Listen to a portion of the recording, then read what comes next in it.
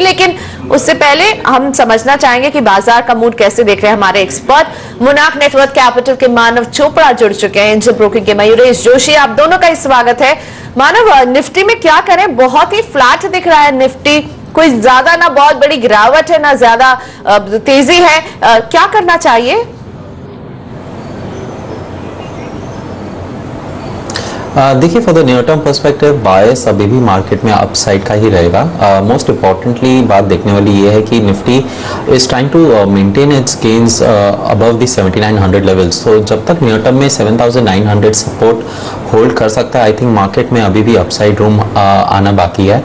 Importantly बात ये देखने वाली भी है कि निफ्टी ने जो इसका इंपॉर्टेंट हर्डल्स है जैसे क्रॉस किया वापस सस्टेन कर रहा है, एंड ऑसिलेटर्स भी अभी बाय मोड में आ चुके हैं। So I think in the near term ये जो कंसोलिडेशन फेज है, इट्स नथिंग बट एक शॉर्ट टर्म टर्निंग हो रहा है in terms of sectors, but I think eventually markets का अभी भी अपसाइड इंटैक्ट है। अभी जो रिवर्सल फॉर्मेशंस देखे हैं जिसके चलते आई थिंक 8100 का टारगेट रख सकते हैं, एंड ओवरऑल जो अप्रोच रहेगा वो बाय ऑन डिप्स रखना चाहिए। Okay, so buy on dip की रणनीति अपनाएं, लेकिन क्या करें आप अपने शेयरों में, यही सलाह हम लेकर आते हैं पंकज जग्गी दिल्ली से जुड़े अपना सवाल पूछने के लिए। नमस्ते पंकज, बताइए कौन से शेयर हैं जिस पर आप सवाल पूछना चाहते हैं? हाँ नमस्कार मैडम, मेरे का IDBI है 5.25 पे, और दूसरे ICICI बैंक है 1000 शेयर 275.45 के आसपास। ओके, होल्ड करें, क्या करें?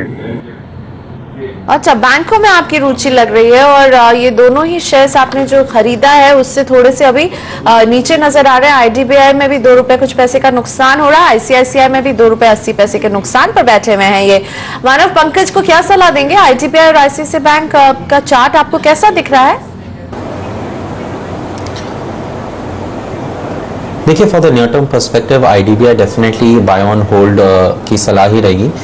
इंपॉर्टेंट बात यह है कि इसका जो इंपॉर्टेंट सपोर्ट है कहीं ना कहीं 89 और 90 के आसपास आता है, इनके कॉस्ट प्राइस के काफ़ी नीचे है।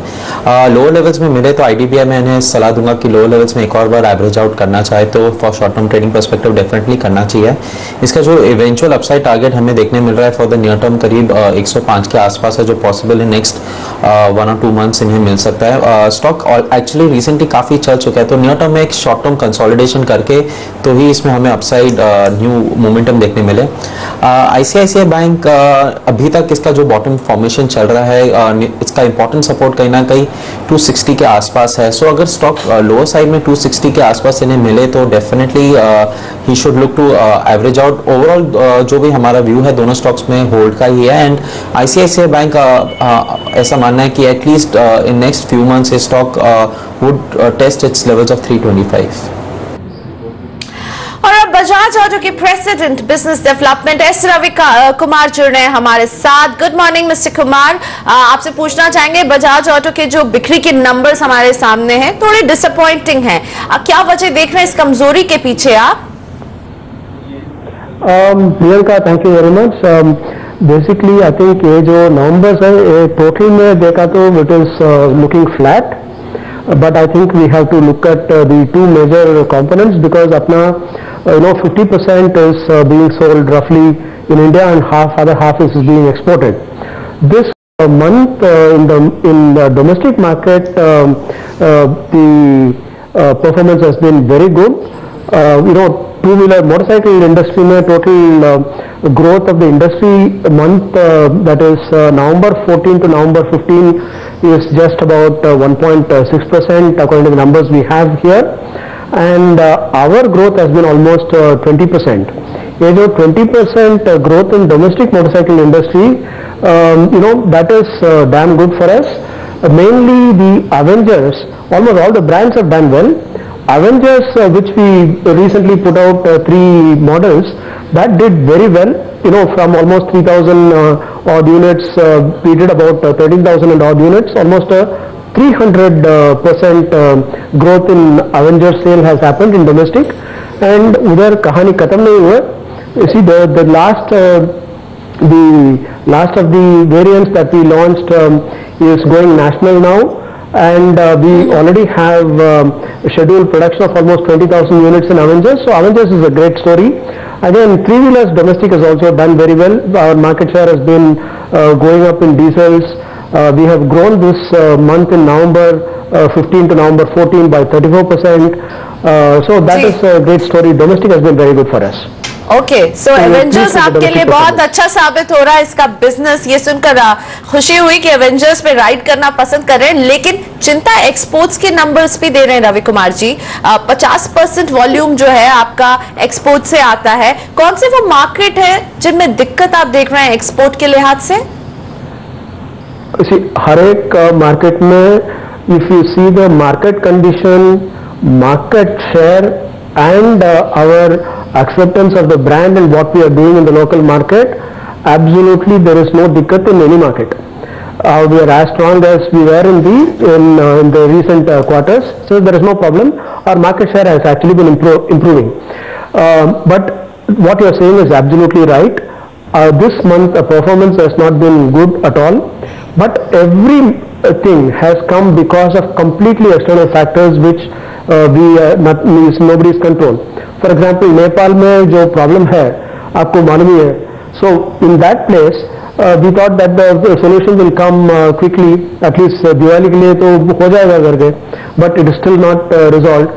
Nepal is a big market for us. It has affected us. In some markets like Egypt or Argentina or Sri Lanka, currency availability has been an issue. Egypt has managed it very well.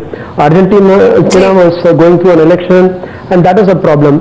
So like this, every market we have only problem which is forced from outside, macroeconomic factors bolo, political factors bolo, but once that is resolved, we'll be bouncing back in exports also. Yeah. जी, शुक्रिया mister Ravi Kumar हमारे साथ जुड़ने के लिए। तो domestic बाजार में Bajaj auto ने देखी अच्छी बिक्री, एक्सपोर्ट अभी भी चुनौती है। इनकी जो बाइक है वेंचर वो बढ़िया कारोबार कर रही है, ये बता रहे थे बजाज ऑटो का मैनेजमेंट। Mahesh, good morning. यहाँ आपको शामिल करना चाहूंगी। बजाज ऑटो के मैनेजमेंट से हम बातचीत कर रहे थे। जो बिक्री के नंबर हैं थोड़े डिसअपॉइंटिंग रहे, अनुमान से कम रहे हैं सर। आप कैसे देख रहे हैं बजाज ऑटो को, और ओवरऑल ऑटो पैक के जो नंबर्स हमने देखे हैं, बिक्री के नंबर्स कल कुछ आए आज कुछ आ रहे हैं, आप इन्हें कैसे देख रहे हैं Mahesh? So clearly two wheeler और फोर व्हीलर प्रियंका जी अगर हम स्टैक करते हैं तो टू व्हीलर्स के नंबर्स अगर हम एक फेस्टिव सीजन जो अक्टूबर नवंबर में स्प्रेड हुआ था उसको एक्सक्लूड करें तो हमारे हिसाब से आई थिंक थोड़े स्लगिश रहने की अनुमान है। दो मुख्य कारण आई थिंक, एक तो जैसे मानसून पैन आउट हुआ है, डिस्क्रिशनरी स्पेंडिंग कम हुई है, और एमएसपी के जितने सब्सटेंशियल इंक्रीज हमने नहीं देखे हैं over the past few quarters, I think उसका भी एक इम्पैक्ट आएगा। Having said that, I think Hero MotoCorp 40% sales rural side से आता है। बजाज के अगर हम स्पेसिफिकली नंबर्स की बात करें तो 50% आई थिंक एक्सपोर्ट से आता है। और हाँ, यानी दे हैव बीन पॉकेट्स जैसे मैनेजमेंट बता रहे थे, I think Egypt, Argentina, a few countries in Africa, Nepal, उसमें थोड़ा डिसरप्शंस हुए हैं। बट आर टेक इज के अगले कुछ क्वार्टर्स में आई थिंक नॉर्मलाइजेशन होने के बाद कंसोलिडेटेड नंबर्स काफी बेहतर लगने लग जाएंगे। दूसरी बात, आई थिंक जो थ्री व्हीलर्स की बात कर रहे थे, थ्री व्हीलर्स की मार्जिन काफी अच्छी रहती है, तगड़ा है both on the domestic side और जैसे ही एक्सपोर्ट करते हैं three wheelers again. So clearly I think जो मार्जिन एक्सपेंशन की हम स्टोरी देख रहे हैं because of fall in commodity prices, तो पर 21-22% की margin sustenance Bajaj Auto probably कर सकता है। Market share can be regain again to that 21% mark. तो मुझे लगता है आई थिंक डिक्लाइंस पे बजाज ऑटो एक बेहतरीन पिक होगी। आई थिंक हीरो मोटोकॉर्प के लिए मैं सब्सटैंशियल डिक्लाइंस की राह देखूंगा। और फोर व्हीलर्स में आई थिंक मारुति सुजुकी, जैसे मैंने पहले भी कहा है, I think numbers were quite decent and that remains our top.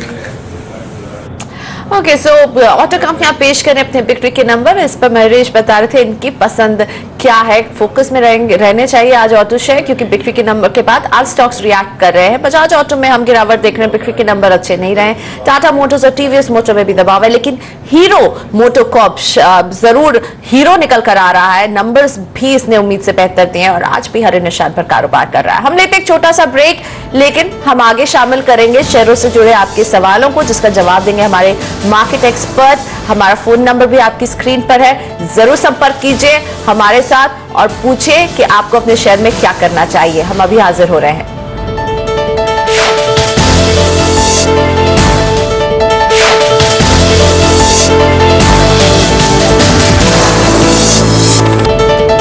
आप देख रहे हैं सौदा आपका, और अब फोकस करते हैं आपके ही सौदों पर, यानी आपके सवालों को शामिल करते हैं। अशफाक अहमद जोधपुर से जुड़ रहे हैं। नमस्ते अशफाक जी, बताइए कौन सा शेयर है आपके पास? सर मेरे 1000 शेयर है, IVRCL है और लैंडको के शेयर है 1000। IVRCL आपने 12 रुपए में खरीदारी की है, 1 रुपए 20 पैसे का नुकसान यहाँ पर उठाना पड़ा अशफाक जी। हाँ सर, साल 2 साल के लिए रखना चाहता हूँ, और ये सर लैंको के शेयर 15 रुपए से लिए हुए हैं, और वो भी साल 2 साल रखना चाहता हूँ।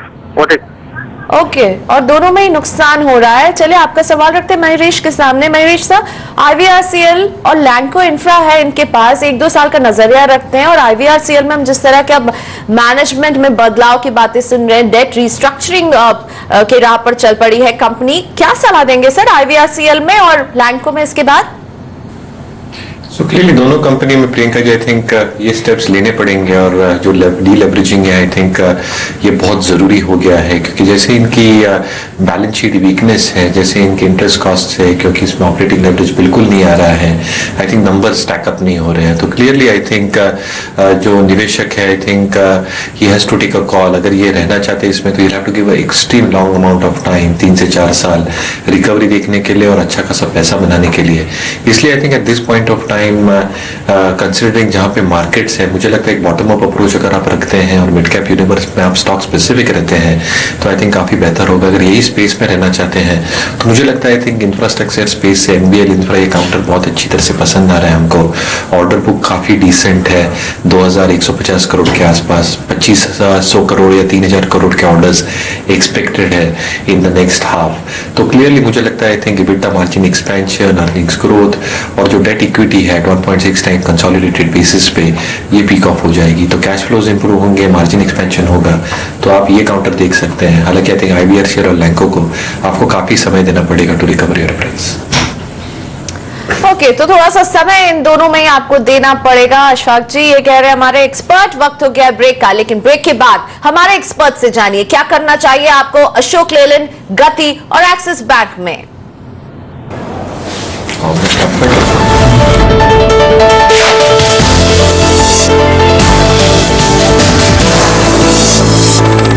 शेयरों पर सलाह देने के लिए मेरे साथ मानव चोपड़ा और मयूरेश जोशी बने हुए हैं। सीधा रुख करते हैं आपके सवालों का। कमल कुमार इलाहाबाद से, नमस्ते कमल जी, बताइए कौन सा शेयर है आपके पास? जी नमस्कार, आप सबको बधाई पहले देना चाहता हूँ कि आप लोग दिल्ली से हम लोग काफी कुछ करते हैं। जी धन्यवाद, आप लोग देखते हैं इसलिए हम इतना अच्छा काम करते हैं। अपना सवाल पूछिए। जी मैं LNT को पूछना चाहता हूँ, मैं 1430 में मैंने 30 शेयर बाई किए थे 1430 पे, और उसके बाद मैंने 1350 पे 25 और लिए हैं, और अभी भी मैं बॉटम फिशिंग करना चाहता हूँ, क्या ये सही रहेगा? और एक चीज और जानना चाहता हूँ कि जब बाजार ऊपर रहती है, मान लीजिए 1700-1800 पे जब था LNT, तो सब बाई करने को कहते थे, या कोई भी शेयर जब हाई रेट पे रहता है तो सभी एक्सपर्ट लगभग बाई करवाते हैं, और जब नीचे आ जाता है तो वहां पे कोई नहीं राय देता है, ऐसा क्यों? अच्छा, चलिए आपके सवाल का जवाब हमारे एक्सपर्ट देंगे। पहली बात तो आप अभी LNT को जिस लेवल पर देख रहे हैं और ऐड करना चाहते हैं और समझना चाहते हैं कि क्यों एक्सपर्ट ये राय नहीं देते हैं खरीदने की। पहले तो मानव आप बताइए चार्ट्स पर कैसा दिख रहा है LNT, क्या इस प्राइस पॉइंट पर इन्हें और ऐड करना चाहिए? और जो इनका दूसरे सवाल का हिस्सा था वो भी आप जवाब दे सकते हैं। जी बिल्कुल, इनफैक्ट मैं इन्हें ये बताऊंगा कि स्टॉक ऑलरेडी 30% गिर चुका है from its recent peak, and इसके जो भी लॉन्ग टर्म ऑसिलेटर्स है कहीं ना कहीं ओवरसोल्ड जोन में आ चुके हैं, एंड हमने हिस्टोरिकली देखा है कि ये स्टॉक एक बहुत अच्छे सपोर्ट के आसपास आ चुका है। सो आई विल डेफिनेटली अग्री के करंट लेवल्स में डेफिनेटली स्टॉक को लेना चाहिए, एंड मोस्ट इंपॉर्टेंटली दैट ये स्टॉक का जो नेक्स्ट इमीडिएट सपोर्ट आता है वो है करीब 1320 और 1300 के आसपास। सो ये स्टॉक को डेफिनेटली फेज मैनर में लेना चाहिए, ना कि एक वन गो में।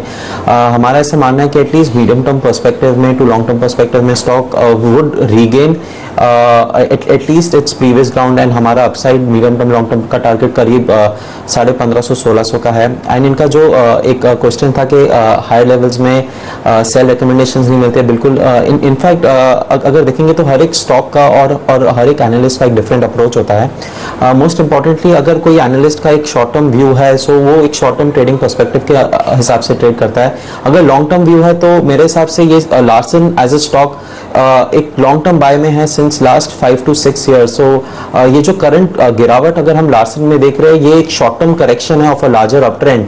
सो इन्हें कोई घबराने की जरूरत नहीं है. सो ऐसे करेक्शन फेज जरूर मार्केट में एंड स्टॉक्स में आते रहते हैं. इट इज जस्ट दैट अगर आप स्टॉक का अगर लॉन्ग टर्म व्यू है, so you should be holding a stock with and एक सही टाइम पे और एक सही जब भी प्रॉफिट लेवल्स आते हैं तो डेफिनेटली हाई लेवल्स में प्रॉफिट भी बुक करना चाहिए.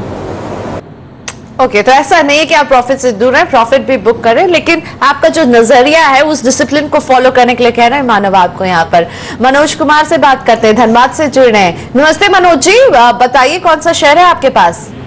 जी मेरे पास गति के 500 शेयर 168 रुपए के भाव पे और एक अशोक लीलैंड 1000 शेयर मेरे 92.50 के भाव पे हैं. इसको क्या करें? लॉन्ग टर्म के लिए लिए 3 से 6 महीने के आसपास. ओके, सो 3 से 6 महीने लॉन्ग टर्म है कि नहीं मनोज जी, ये भी समझते हैं, लेकिन हाँ आपके पास जो स्टॉक है वो दोनों ही ऐसे स्टॉक है जो जीएसटी पर अभी जिस तरह से बातें आगे बढ़ रही हैं, अगर जीएसटी पर सहमति बन जाती है तो इन दोनों पर जरूर असर पड़ेगा. क्यों नरेश, आपको नहीं लगता है गति और अशोक लेलैंड जो है इनमें हम देख सकते हैं कुछ अच्छे पॉजिटिव रुझान हम देख सकते हैं? वैसे अशोक लेलैंड तो ऑलरेडी बहुत अच्छा कर ही रहा है. क्या कहना चाहेंगे आप मनोज जी को यहाँ पर? गति और अशोक लेलैंड कह रहे हैं लंबा व्यू है लेकिन 3 से 6 महीने का व्यू है, ये लंबा आप मानते हैं और इसे और बढ़ाने के लिए भी सलाह देंगे क्या? Clearly Priyanka ji, I think my definition long term का एटलीस्ट 12 मंथ्स होता है, तो क्लियरली उनको एलोंगेट करना पड़ेगा time horizon by 6 months. And generally अगर हम दोनों स्टॉक्स की बात करें तो गति में जैसे केपेक्स हो रहा है, मुझे लगता है जो इबिटा मार्जिन्स में एक प्रेशर आ रहा है, that should be taken care of अगले 2 से 3 क्वार्टर में. सो 2 से 3 क्वार्टर के बाद मेरे ख्याल से आई थिंक नंबर्स में सुधार आना चालू हो जाएगा. ऑब्वियसली जैसे आप कह रहे हैं, I think GST will be a biggest kicker for not just Gati but a lot of logistic stocks. जैसे इनकी पिन कोड की रीच है, ई टेलिंग रेवेन्यू, जो ई कॉमर्स प्लेयर्स हैं, इनको जो लॉजिस्टिक का बैकएंड सपोर्ट लगता है, काफी प्लेयर्स लाइक गति कैन सपोर्ट दैट. तो मेरे ख्याल से अगर 2 साल या उसके ऊपर का व्यू हो तो Gati can definitely be held on by the investor. जहां तक अशोक लेलैंड का सवाल है, आई थिंक एक वन वे मूव दी है ये स्टॉक ने. And clearly I think MHCV volumes में एक थोड़ा कंसोलिडेशन होगा in the next few months. But आगे जाते वक्त जैसे इंडस्ट्री ग्रो होते हुए देख रहे हैं at 18 to 20% in volume terms, मुझे लगता है I think Ashok Leyland can be a key beneficiary. Clearly exports market में इनका जो उलझान है, they want to increase their percentage 15% से 33% तक, और इबिटा मार्जिन्स 12-12.5% के रहने की उम्मीद है, क्योंकि कमोडिटी प्राइसेस गिरी है, वॉल्यूम इंक्रीज हो रहा है, जिसकी वजह से ऑपरेटिंग लेवरेज बेनिफिट मिलेंगे. तो बिल्कुल बने रहे अशोक लेलैंड में. हमारी टारगेट 111 रुपए की अगले 12 से 15 में. ओके, सो अशोक लेलैंड में 111 रुपए का टारगेट आपको मयूरेश दे रहे हैं. होल्ड की सलाह अशोक लेलैंड में. बढ़ते हैं अगले सवाल की तरफ और ये पूछेंगे दिनेश सिंह ठाकुर इंदौर से. नमस्ते ठाकुर जी, बताइए कौन सा शेयर है आपके पास? मैडम मेरे पास जेपी इंफ्रा के 3300 शेयर है, 11 रुपए 70 पैसे की खरीदी है. ओके, तो ये कुछ उन शेयरों में है जिसने काफी लॉस देखा और तभी आपने इसे खरीदा लगता है. जी हाँ. क्या टाइम फ्रेम है दिनेश जी? मैडम मैं शॉर्ट टर्म इन्वेस्टर हूँ. हाँ, ओके, तो 2 साल में छोटा नजरिया है, प्राइस अट्रैक्टिव इन्हें जरूर लगा. मानव, अब क्या कहेंगे? हालांकि हम देख रहे हैं 1 रुपए 10 पैसे का इन्हें मुनाफा हो रहा है, क्या इसे बुक करना चाहिए? डेफिनेटली. इनफैक्ट ये स्टॉक मैं बताना चाहूँगा कि लास्ट 5 से 6 सालों के ऊपर से एक शार्प डाउन ट्रेंड में है. एंड इसमें जब भी एक शॉर्ट टर्म रैली हमें देखने को मिलती है, stock of and 8 to 10% rally देने के बाद वहाँ पे हॉल्ट हो जाता है, वहाँ से एक नया लो बनाता है. बहुत कम लोगों ने ऐसे स्टॉक में शॉर्ट टर्म ट्रेडिंग में भी पैसा कमाया. So I would just tell him that definitely ये स्टॉक में से एग्जिट करना चाहिए. देयर इज नो चांसेस, मुझे नहीं लगता ये स्टॉक नियर टर्म में 13 या 13.5 के ऊपर भी जाएगा. But there are much better stocks trading करने के लिए सलाह मैं उन्हें ये दूंगा कि करंट लेवल्स में काफी अच्छे लार्ज कैप स्टॉक्स बहुत अट्रैक्टिव लेवल्स में गिर चुके हैं, काफी लॉन्ग टर्म सपोर्ट के आसपास आ चुके हैं. तो एसबीआई या आईसीआईसीआई बैंक, ये दोनों स्टॉक कोई भी ये चाहे तो करंट लेवल्स में ले सकते हैं, because in next few months we are expecting at least an upside rally of 10 to 15% from the current levels.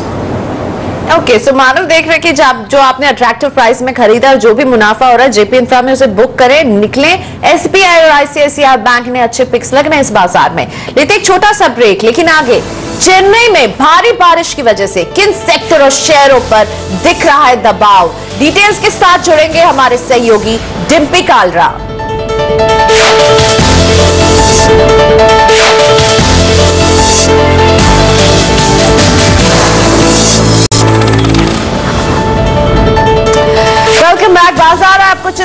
डाल सकता है। सेंसेक्स और निफ्टी दोनों ही दबाव के साथ कारोबार कर रहे हैं और सुबह के मुकाबले ये दबाव अब और ज्यादा बढ़ गया है। सेंसेक्स में हम 86 अंकों की गिरावट देख रहे हैं लाल निशान पर।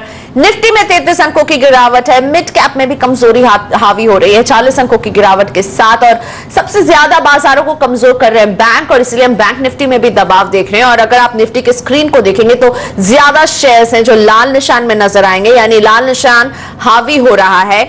SBI, PNB, bank of Baroda, ये सारे स्टॉक्स हैं जहां हम कमजोरी देख रहे हैं। बैंक के सारे ही स्टॉक्स लगातार जो है कमजोर होते जा रहे हैं। Yes Bank, Kotak Mahindra bank, IndusInd bank, इन सभी में हम गिरावट का रुख देख रहे हैं और ये गिरावट बढ़ती जा रही है सुबह के मुकाबले। और दूसरा पैक जहां से गिरावट आ रही है वो आईटी का, एचसीएल टेक, इन्फोसिस, इन सभी में दबाव के साथ कारोबार हो रहा है। तो बाजार में जो है लाल निशान हावी हो रहा है। सेंसेक्स और निफ्टी गिरावट के दायरे में आ रहे हैं। बढ़ते हैं आगे। चेन्नई में आपको जरूर बारिश जो है, अगर आप जा रहे हैं तो तैयार रहिए, भयंकर बारिश हो रही है और इस बारिश से नुकसान भी बहुत हो रहा है। अब तक 250 से ज्यादा लोगों की मौत की खबर है। वहीं कारोबार पर भी बुरा असर पड़ रहा है। इस बारिश से किन सेक्टर और शहरों पर दबाव दिखेगा, अपडेट देंगे डिम्पी कालरा। डिम्पी, इस बारिश से किन सेक्टर को कितना नुकसान होने की आशंका दिख रही है अभी तक? देखिए, नुकसान शायद और भी आगे बढ़ेगा क्योंकि ये बारिश अगले 4 दिन बढ़ेगा, क्योंकि ये बारिश अगले 4 दिन आगे भी बढ़ सकती है, मौसम विभाग का ऐसा कहना है। लेकिन अभी तक के जो आंकड़े जुटाए हैं हमने, उससे ये साफ पता लग रहा है कि इंडस्ट्री को करीब 5000 करोड़ से ज्यादा का नुकसान हुआ है। असल में अगर आप छोटी और बड़ी, क्योंकि कई कंपनी ऐसी जो रजिस्टर्ड नहीं होती, जैसे वर्कशॉप वगैरह हो गई है, अगर इन सबको भी जोड़ दिया जाए तो ये नुकसान 10,000 करोड़ रुपए के आसपास का हो जाता है। अब बात आती है ऑटो कंपनीज, क्योंकि हब है ऑटो का चेन्नई, वहां पे सबसे ज्यादा नुकसान है। 200 करोड़ रुपए के प्लस का नुकसान अब तक बताया जा रहा है, और ये आंकड़ा हमें वहां से मिल रहा है जहां पे इंश्योरेंस कंपनीज के क्लेम आ रहे हैं। यानी कि इसमें ये काफी ऑथेंटिक आंकड़ा, इसको आप किस तरह से भी समझ सकते हैं। फोर्ड और हिंडई जैसी कंपनीज के बड़े प्लांट है वहां पे, और इससे होगा क्या कि अब जो गाड़ियों की जो बिक्री है वो उसमें तो फर्क पड़ ही रहा है, प्लस वेटिंग पीरियड भी लगातार बढ़ रहा है। आईटी कंपनीज का लिए भी हब है और कई आईटी कंपनीज का काम जो है कई दिनों से ठप पड़ा है। जो काम घर से हो सकता है सिर्फ वही हो रहा है, लेकिन ऑफिस आने जाने में जो काम होता है, वो ऑफिस आके जो काम होता है एक्चुअली वो बिल्कुल नहीं हो रहा। रिटेल और ऑनलाइन सेक्टर को भी काफी नुकसान पहुंच रहा है। उनकी बिक्री करीब 20% से ज्यादा घट गई है, ऐसे आंकड़े निकल के आ रहे हैं। सीमेंट कंपनीज को भी वहां पे नुकसान है, स्पेशली इंडिया सीमेंट जिसका वहां पे प्लांट है। इसके अलावा अगर आप देखेंगे तो टेक्सटाइल कंपनी, हालांकि हैंडलूम का क्षेत्र थोड़ा ज्यादा है, लेकिन कुछ एक चुनिंदा टेक्सटाइल की कंपनीज हैं, वहां पर भी नुकसान है। तो डिम्पी, ये बताइए, आपने सेक्टर्स तो बता दिए, कुछ स्टॉक स्पेसिफिक हमें बताइए कि कौन से वो शेयर्स हैं जिन पर ये बर्बादी की बारिश जो है कहर बरसा रही है। देखिए, अगर स्टॉक्स के हिसाब से अगर आप देखेंगे तो ऑटो कंपनीज में फोर्ड, हिंडई, इसको नुकसान होगा। हालांकि दोनों नॉन लिस्टेड है इंडियन स्टॉक मार्केट में, लेकिन टीवीएस मोटर और आयशर को नुकसान हो सकता है। ये दोनों लिस्टेड है, क्योंकि आयशर मोटर को इसके अभी सेल्स के आंकड़े भी आए थे, उसमें भी इसकी छाप देखी कि इसका जो एक्सपोर्ट है पूरी तरह से बढ़ नहीं पाया क्योंकि उत्पादन क्षमता कम हो गई है। आईटी कंपनीज में टीसीएस को नुकसान होगा, बड़ा उसके यूनिट है वहां पे और काफी काम है। इन्फोसिस को नुकसान है, एचसीएल टेक का वहां पे काफी बड़ा एक यूनिट लगी हुई है, उसको नुकसान है। टेक महिंद्रा को नुकसान है। सीमेंट कंपनीज में इंडिया सीमेंट को वहां पे काफी नुकसान देखने को मिलेगा। जो कुछ एक चुनिंदा कंपनीज हैं जहां पे नुकसान है। शुक्रिया डिम्पी, इस अपडेट के लिए। हमारे सहयोगी डिम्पी कालरा हमारे साथ रहे थे। चेन्नई में जिस तरह की जबरदस्त बारिश हो रही है, अनुमान यह है कि कारोबार को 5000 करोड़ रुपए का नुकसान हो रहा है, और इसी से जुड़े डिटेल्स दे रहे थे डिम्पी। अब जुड़ते हैं आपके सवालों से। सोनू राज मेरे साथ हैं ओंगुल, आंध्र प्रदेश से। सोनू जी नमस्ते, बताइए कौन सा शेयर है आपके पास? एक्सिस बैंक है, स्टॉक शेयर 494। Hello ma'am. जी हाँ, मैं सुन पा रही हूँ। एक्सिस बैंक के 10 शेयर 485 रुपए की आपकी खरीद रही है ना? जी जी। 485 100 शेयर है मैम। ओके, 100 शेयर हैं जी। और Tata DVR, Tata Motors DVR का जी, टाटा मोटर्स डीवीआर जी। ओके, 100 शेयर इसके भी हैं आपके पास। 298 रुपीज की खरीदारी रही है। सोनू, जल्दी से बता दीजिए, ट्रेडिंग के लिहाज से लिया था, लंबी अवधि के लिए? लंबी अवधि के लिए सर, लंबी अवधि के लिए लिया है। शुक्रिया सोनू हमसे बात करने के लिए। आपका सवाल मयूरेश के सामने रखते हैं। मयूरेश सर, एक्सिस बैंक और टाटा मोटर डीवीआर, क्या कहना चाहेंगे इन दोनों कंपनियों के बारे में और क्या करने की सलाह होगी इन दोनों में? तो क्लियरली दोनों कंपनियों को लंबा नजरिया है तो होल्ड करना चाहिए। एक्सिस बैंक के हालांकि नतीजे थोड़े डिसअपॉइंटिंग थे, जैसे उन्होंने एआरसी सेल्स की थी और जैसे इनकी एसेट क्वालिटी पैन आउट हुई थी। हमें लगता है आई थिंक जो peak of in asset quality है वो Q3 Q4 में हो जानी चाहिए, the worst should be behind. Having said that, मुझे लगता है आई थिंक जैसे क्रेडिट ग्रोथ, जैसे इनके ब्रांच नेटवर्क है, कैपिटल एडुकेसी है, काफी स्ट्रांगली प्लेस्ड है प्राइवेट सेक्टर बैंक्स में, तो एक्सिस बैंक में हम काफी ऑप्टिमिस्टिक हैं, तो बिल्कुल बने रहना चाहिए। सिमिलरली टाटा मोटर्स की हम बात करें तो आई थिंक जैसे आज JLR के आंकड़े आए थे स्पेसिफिकली नॉर्थ अमेरिकन मार्केट से, I think the complete numbers will come in the next few days और in the next week itself. तो मुझे लगता है I think ex China JLR numbers hold on होंगे। जो उनकी मॉड्यूलर प्लेटफॉर्म स्ट्रैटेजी है ये अच्छी तरह से वर्क हो रही है, जैसे इनके नए मॉडल्स आ रहे हैं, मुझे लगता है ex China sales will hold on. और मार्केट्स ने डिस्काउंट कर लिया है China sales being slow, not just for the next 2 quarters but मेरे ख्याल से even in the first half of FY17। तो JLR मार्जिन्स में थोड़ा कॉम्प्रेशन जो हमें देखने मिलेगा वो शायद फैक्टर इन होगा। और Tata Motors DVR will react more और less to the performance of the parent company that is Tata Motors.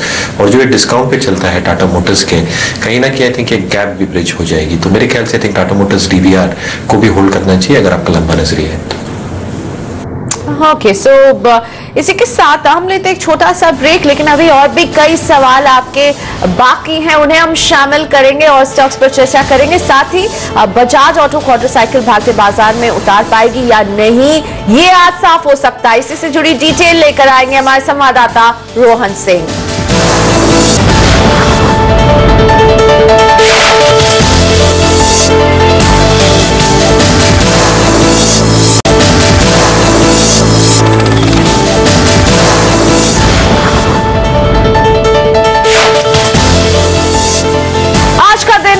Bajaj auto के लिए बजाज ऑटो ने ऑटो रिक्शा का एक विकल्प क्वाड्रीसाइकिल तैयार किया है और ये भारतीय बाजार में कंपनी उतार पाएगी या नहीं आज साफ हो सकता है। सुप्रीम कोर्ट इस पर आज आखिरी सुनवाई करेगी। हमारे साथ हमारे संवाददाता रोहन सिंह जुड़ गए हैं। रोहन, बहुत अहम दिन है बजाज ऑटो के लिए, लंबे समय से इंतजार कर रही है कंपनी की इस बात की कब उन्हें अनुमति मिलेगी। ये कितना अहम दिन साबित होगा बजाज ऑटो के लिए? जी प्रियंका, बहुत ही महत्वपूर्ण सुनवाई होने वाली है आज क्वाड्रीसाइकिल मामले में। आज सुप्रीम कोर्ट ने इस मामले में आखिरी हियरिंग रखी है। क्वाड्रीसाइकिल ऑटो का एक विकल्प है जिसमें 4 पहिए होते हैं और भारत में बजाज ऑटो एकमात्र कंपनी है जो क्वाड्रीसाइकिल बनाई है। हालांकि वो बाजार में ला नहीं पा रही है क्योंकि इसमें कई सारी याचिकाएं दायर हुई हैं। कई देश के कई हिस्सों में PIL दाखिल किए गए थे इसकी सेफ्टी को लेकर कि भारतीय सड़कों के लिए क्वाड्रीसाइकिल सुरक्षित है या नहीं, जिस पर सुप्रीम कोर्ट ने हालांकि स्टे लगाया हुआ है। लेकिन बजाज ऑटो इस कानूनी विवाद से हटने के बाद ही इसे लॉन्च करना चाहती है। फिलहाल वो 16 देशों में इसे एक्सपोर्ट कर रही है लेकिन भारतीय बाजारों में नहीं आ पा रही है साइकिल। तो इसलिए आज के दिन सुप्रीम कोर्ट इस बारे में आखिरी फैसला ले सकता है और ये इस बात में आखिरी निर्णय हो सकता है कि क्या क्वाड्रीसाइकिल भारतीय बाजारों में आ पाएगी। शुक्रिया रोहन, बनाए रखिए अपनी नजर इस खबर पर।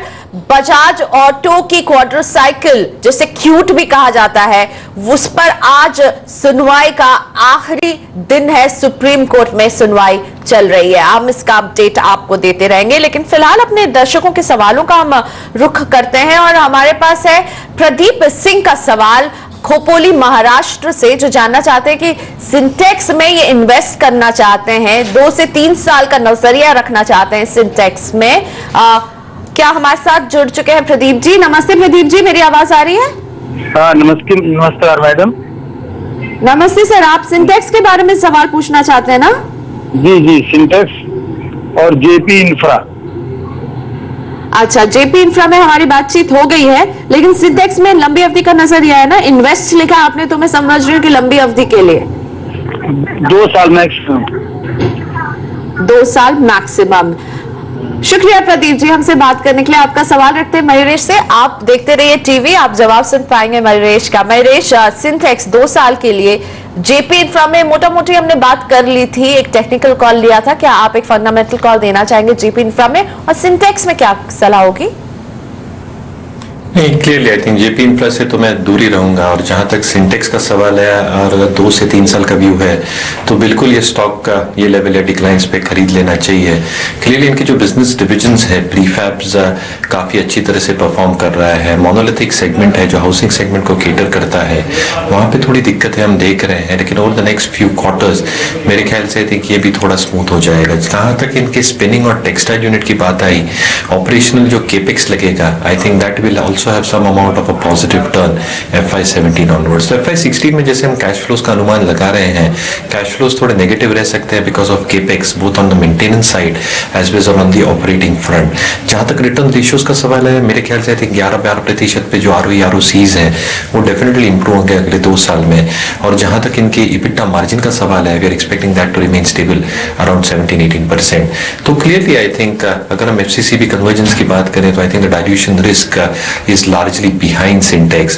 और वैल्यूएशंस के तौर पे भी आई थिंक FY17 नंबर्स पे 6 टाइम पे ट्रेड कर रहा है जो काफी रीजनेबल है। तो आई थिंक मोनोलिथिक सेगमेंट अगर इंप्रूव होती है in the next few quarters तो prefab, domestic composite, overseas composite segment जो अच्छा कर रही है, और इनका जो सिमोनिन का जो इंटीग्रेशन हुआ था वो भी एक पॉजिटिव इंपैक्ट लाएगा कुछ क्वार्टर्स बाद। तो बिल्कुल खरीद सकते हैं डिक्लाइंस पे। और एक डिस्क्लेमर कि we might be holding this stock on behalf of our clients in our PMs। Okay, so Sintex industry में मयूरेश कह रहे हैं कि आप जरूर इसे शामिल कर सकते हैं अपने पोर्टफोलियो में 2 साल के नजरिए के लिए। अब चंडीगढ़ से HS कनमसी जुड़ रहे हैं हमारे साथ। स्वागत है आपका, पूछिए अपना सवाल। हेलो कनमसी जी, माफ कीजिएगा अगर मैं आपका नाम गलत पढ़ रही हूँ। अपने नाम को एक बार क्लियरली बता दीजिए और अपने शेयर के बारे में भी बताइए सर। नाम है HS कनमसी। ओके, और बताइए शेयर कौन सा है आपके पास? मेरे पास में बहुत कंज्यूमर 20 शेयर्स हैं 1300 के भाव पे, और एलेंबिक फार्मा 20 शेयर्स। ओके, और आपने लंबी अवधि के लिए लिया आपने दोनों को? हाँ, सोचा तो लंबी अवधि के लिए था, पर अभी ये ठीक चल नहीं रहे तो इसलिए इसका फ्यूचर जाना चाहिए। ओके, तो थोड़ा सा आपको लग रहा है कि ये चल नहीं रहे, क्या करना चाहिए? एलेंबिक में मुनाफा हो रहा है ₹2.95 का, और गोदरेज कंज्यूमर की अगर बात करें तो इसमें नुकसान बड़ा हो रहा है। इनकी खरीद का भाव जो है काफी ऊंचा रहा है और 381 के आसपास है। मानव, क्या करना चाहिए इन दोनों में? कैसे टेक्निकल चार्ट एग्जिट करें क्या? एक्चुअली देखा जाए तो जो भी फॉर्मेशंस है स्ट्रक्चर वाइज दोनों स्टॉक्स के काफ़ी अच्छे लग रहे हैं। पहले बात करेंगे जो इन्होंने बताया था कंज्यूमर प्रोडक्ट की। इम्पॉर्टेंटली बात यह है कि इन्होंने जो स्टॉक लिया है it's from a defensive space. Stock अभी भी काफ़ी अच्छे अप ट्रेंड में है, एंड लोअर साइड में कहीं ना कहीं 1200 और 1220 के आसपास एक सपोर्ट बनता है। मैं इन्हें सलाह दूंगा कि चाहे तो करंट लेवल्स में भी एवरेज कर सकते हैं। अगर ये होल्ड करेगी स्टॉक को for next 3 to 4 months, I think chances है कि स्टॉक का जो प्रीवियस पीक था 1400 का जरूर वो एग्जिट कर सकता, वो सरपास करके in fact this stock can also reach the levels of 1500। And मेरा ऐसा मानना है कि स्टॉक का ट्रेंड अभी भी इंटैक्ट है, and I think next few months this stock should be an outperformer. Alembic की बात की जाए तो यस डेफिनेटली स्टॉक एक साइडवेज रेंज में है, बट नेवरदलेस स्टॉक का ट्रेंड अभी भी इंटैक्ट है। हमने नॉर्मली ऐसा देखा कि एलेंबिक हिस्टोरिकली एक साइडवेज कंसोलिडेशन के बाद एक अपसाइड एक अच्छा सा मोमेंटम देता है। ये स्टॉक में भी होल्ड करने की सलाह रहेगी, बिकॉज यहाँ से अपसाइड मुझे अभी भी 15 to 20% लग रहा है। ओके, तो बिल्कुल होल्ड कीजिए इसको कनमसी जी। आपको जो लग रहा है कि ये चल नहीं रहे, ये चिंता को दूर रखिए। और माफी मानना चाहूंगी क्योंकि गोदरेज कंज्यूमर प्रोडक्शन का हमने गलत प्राइस प्लेट चला दिया था। 381 नहीं 1250 से 54 के बीच में है। इनकी खरीद 1300 रुपए की रही थी, पर गोदरेज कंज्यूमर में प्रोडक्शन में भी बोल रहे हैं मानव होल्ड कीजिए, एलेंबिक भी होल्ड कीजिए। हम लेते एक छोटा सा ब्रेक के बाद शामिल करेंगे कुछ और शेयरों को, जानेंगे क्या होनी चाहिए इनमें आपकी रणनीति। DLF अरविंद रहेंगे हमारे फोकस स्टॉक।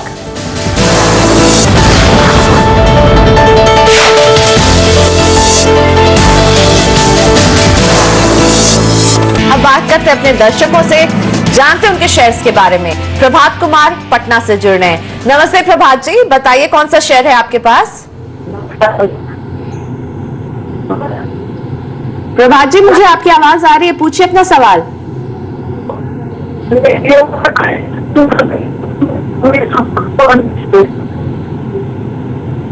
माफ कीजिएगा, हमारा संपर्क टूट गया है, लेकिन हमारे टीम की बातचीत हुई थी प्रभात जी से। इनका सवाल आपकी स्क्रीन पर आ चुका है। 100 शेयर हैं इनके पास, डीएलएफ के 400 रुपए में खरीदारी की थी और इन्होंने जो हमें मेल में लिखा है कि ये लंबी समय तक के लिए डीएलएफ को रखना चाहते हैं और साथ ही में कुछ और शेयर्स पर भी राय चाहते हैं।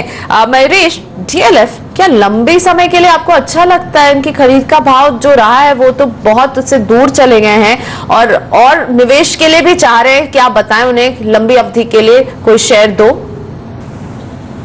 तो क्लियरली डीएलएफ काफी डिसअपॉइंट कर सकता है और अगर हम इसकी डीलेवरेजिंग की स्टोरी सुनते हैं, आई थिंक 22,000 करोड़ के आसपास डेट है। इसको डिवाइड कर दे रीट्स और अदर पोर्टफोलियो में तो 14 और 8,000 करोड़ के आसपास होता है और प्री सेल्स हो नहीं रही है। तो आई थिंक कहीं ना कहीं दिक्कतें कंपनियों के ऊपर बनी हुई हैं। डीलेवरेजिंग करती भी है, अगर स्टेक सेल करती भी है कमर्शियल आर्म में तो एक रिस्पाइट देख सकते हैं, but I think the buying price is still too high. तो मुझे लगता है I think there are alternative available और जैसे आप कह रहे हैं आई थिंक बैंकिंग स्टॉक्स में मैंने जैसे एक्सिस बैंक, आईसीआईसीआई बैंक काफी अच्छे लग रहे हैं। ऑटो स्टॉक्स में अशोक लेलैंड, मारुति सुजुकी अगर डिक्लाइन करता है, टायर स्पेस से टीवीएस, श्री चक्र, क्लियरली आई थिंक ये कुछ पिक्स हैं जो निवेशक बिल्कुल देख सकते हैं डिक्लाइंस के ऊपर। ओके, सो बहुत सारे पिक्स आपको दे रहे हैं मयूरेश। अशोक जैन से अब बात करूंगी मैं, ग्वालियर से जुड़ रहे हैं हमारे साथ। नमस्ते अशोक जी, बताइए कौन से शेयर हैं आपके पास? नमस्ते मैम, मेरा शेयर है मैडम अरविंद रेमेडीज लिया है मैंने 6 रुपए के 22 रुपए के भाव में 1000 शेयर मैडम। ओके, और डीएलएफ लिया मैंने 140 की रेट में 200 शेयर। ओके, सो 200 शेयर आपके पास डीएलएफ के भी हैं। अरविंद रेमेडीज के 1000 शेयर है। मानव, डीएलएफ पे एक हमने फंडामेंटल कॉल तो ले लिया यहाँ पर। क्या शॉर्ट टर्म के लिहाज से आपको लगता है डीएलएफ पोर्टफोलियो में रखना चाहिए? और अरविंद रेमेडीज 1000 शेयर 22 रुपए की खरीद रही है, क्या सलाह होगी? देखिए, for short term perspective DLF में एक शॉर्ट टर्म मोमेंटम आ सकता है बिकॉज स्टॉक अभी अपने शॉर्ट टर्म एवरेजेस के ऊपर ट्रेड कर रहा है। So for short term perspective हमारा अपसाइड टारगेट डीएलएफ में अराउंड 120-125 रहेगा। जो इनका सेकंड स्टॉक इन्होंने बताया, आई थिंक वो स्टॉक अभी भी काफ़ी हद तक एक डाउन ट्रेंड में ही है, इसमें कोई ज़्यादा रिस्पाइट आने की संभावना नहीं है। बट इनफैक्ट अगर वो चाहे कोई मिड कैप स्टॉक में से लेना चाहे तो एनआईटी लिमिटेड में उन्हें रेकमेंड करूँगा बिकॉज यहाँ से अभी भी मुझे अपसाइड 15-20% लग रहा है। ओके, और पवन कुमार से हम बात करें, लेकिन उससे पहले आपको बता दें कि चेन्नई में बारिश से हालात इतने बिगड़ रहे हैं कि सरकार ने इस पर एक आपात बैठक बुलाई है। चेन्नई में लगातार बारिश होती जा रही है और बारिश का कहर इस कदर बढ़ गया है कि पूरे कारोबार को 5,000 करोड़ रुपए के नुकसान की आशंका जताई जा रही है। ऑटो, आईटी क्षेत्र की कई कंपनियां चेन्नई में है, मैन्युफैक्चरिंग से जुड़ी कंपनियां चेन्नई में है, टेक्सटाइल से जुड़ी कंपनियां चेन्नई में है और इन सब का काम एक तरह से ठप है। और इसी को देखते हुए सुषमा स्वराज, राजनाथ सिंह, वेंकैया नायडू, अरुण जेटली इस बैठक में शामिल होंगे। सरकार ने इस आपात बैठक को बुलाई है आगे की रणनीति तय करने के लिए। सेना भी पहुंच चुकी है और अब सरकार कर रही है एक आपात बैठक कि आखिर चेन्नई में क्या हो, अगला कदम किस तरह से काम किया जाए, क्योंकि बारिश जिस कदर हो रही है तेजी से और वहां पर कामकाज जिस तरह से ठप है, लोगों के रोजमर्रा की जिंदगी ठप हो गई है, ऑफिस नहीं जा पा रहे हैं, स्कूल पहुंच नहीं पा रहे हैं बच्चे, बीमार लोग अस्पताल नहीं पहुंच पा रहे हैं, लोग बहुत ही मुसीबत में है, पीने के पानी की समस्या हो रही है, स्वास्थ्य को लेकर समस्या है, रास्तों में पानी का भराव जमकर हो गया है और अब सरकार करेगी एक आपात बैठक आगे की रणनीति तय करने के लिए। प्रधानमंत्री ने यह आला कमान के साथ आपात बैठक बुलाई है जिसमें सुषमा स्वराज, राजनाथ सिंह, वेंकैया नायडू और वित्त मंत्री अरुण जेटली शामिल होंगे। वक्त हो गया है ब्रेक का। ब्रेक के बाद शेयरों पर सवाल जवाब के सिलसिले को आगे बढ़ाएंगे, कुछ और सवालों को शामिल करेंगे अपने मार्केट एक्सपर्ट्स के साथ।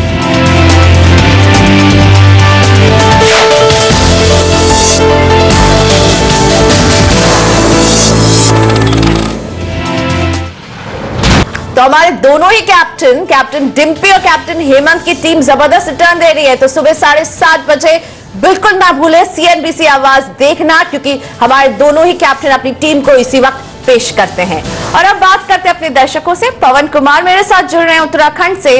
नमस्ते पवन जी, बताइए कौन से शेयर हैं आपके पास? हाँ जी, नमस्कार जी। मैडम जी मेरे पास BF यूटिलिटी है 20 शेयर और जिंदल 100 है 100 शेयर।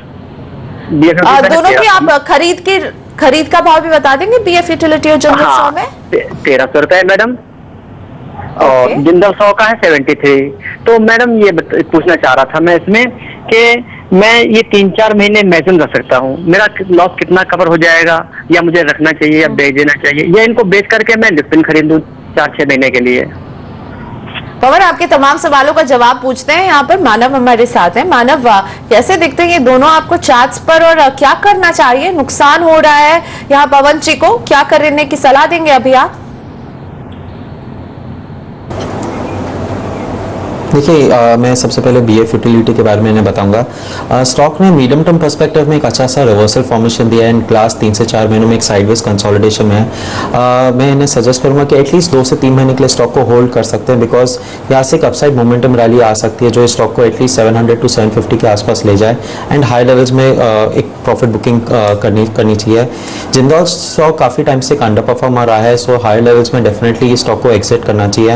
ये चाहे तो इसके पहले जैसे मैंने स्टॉक्स बताया SBI, ICICI बैंक डेफिनेटली ले सकते हैं एंड अगर मिड कैप स्टॉक्स में से चाहे तो NIT लिमिटेड स्टॉक में इन्वेस्ट कर सकते हैं। ओके, और अब हमारे अगले दर्शक जो पूछना चाहते हैं सवाल, अनिल बोकारो से। नमस्ते अनिल जी, बताइए कौन से शेयर है आपके पास? नमस्ते मैडम, मेरे पास बाटा है 100, बाटा 100 है और काडिला 100। ओके, और बाटा आपने 400 रुपए में लिया है और मेरे ख्याल से कैडिला आपने 402 रुपए की आपकी खरीद रही है। बाटा में तो बहुत अच्छा मुनाफा हो रहा है आपको सर, और अच्छा कैडिला में नुकसान पर बैठे हुए हैं। बाटा में क्या प्रॉफिट बुक करने का मन बना रहे हैं आप? मैं 1 साल और रखना चाहता हूँ। ओके, बढ़िया। मयूरेश, बाटा इंडिया और कैडिला हेल्थ केयर, कैसी दिखती हैं ये दोनों कंपनियां सर आपको? बाटा इंडिया में अच्छा मुनाफा हो रहा है या अनिल जी को और 1 साल रुकना चाहते हैं? तो क्लियरली जैसे इनका स्टोर एक्सपेंशन चल रहा है, जैसे एसएसएस ग्रोथ हो रही है, और अगर हम एम्प्लॉय कॉस्ट और रेंट कॉस्ट को एक बार देख भी लें तो मुझे लगता है आई थिंक बाटा एक बहुत स्ट्रांग पोजीशन में है। इनके जो अदर प्रोडक्ट्स है, लेदर को लेके अदर वैल्यू एडेड प्रोडक्ट्स, उसका भी कंट्रीब्यूशन बढ़ेगा। तो मेरे हिसाब से आई थिंक बाटा में बने रहना चाहिए। कडिला में थोड़ा व्यू बढ़ा कर रखना पड़ेगा क्योंकि at the current juncture I think valuation expensive है, पर मेरे ख्याल से आई थिंक एक 18% की टॉप लाइन ग्रोथ हम उम्मीद कर रहे हैं अगले 2 साल में, क्लोज टू 11,840 करोड़। EPS में 24% की ग्रोथ उम्मीद कर रहे हैं 17.5 रुपए के आसपास, और डोमेस्टिक और एक्सपोर्ट मार्केट 15 और 20% बढ़ने की उम्मीद रखते हैं। तो मेरे ख्याल से अगर 2 से 2.5 साल का व्यू है तो कडिला में बने रह सकते हैं, और Bata is a clear hold from years time. Okay, so Bata और कैडिला दोनों होल्ड कीजिए, मुनाफा कमा के दे सकते हैं आपको आगे जाकर। मयूरेश की सलाह आपके लिए। मयूरेश, इसी के साथ शुक्रिया हमारे लिए वक्त निकालने के लिए। आज के लिए कोई डिस्क्लोजर? प्रियंका जी, जो भी स्टॉक्स की हमने चर्चा की, मेरी पर्सनल होल्डिंग तो है नहीं, लेकिन इट इज पॉसिबल कि ये सारे स्टॉक्स हमने हमारे क्लाइंट्स के साथ डिस्कस किए हों, और जैसे मैंने पहले कहा आई थिंक कई स्टॉक्स में हमारी क्लाइंट की पोजीशंस भी हो सकती है। तो मयूरेश से हम इजाजत ले रहे हैं यहीं पर। कई शेयरों पर इन्होंने सलाह दिया, आपको आगे की राह दिखाई है, इसके लिए इनका धन्यवाद। लेकिन वक्त है ब्रेक का। ब्रेक के बाद फटाफट सलाह में मानव चोपड़ा की फटाफट सलाह, स्टॉक्स फटाफट में हम लेकर अभी हासिल हो रहे हैं।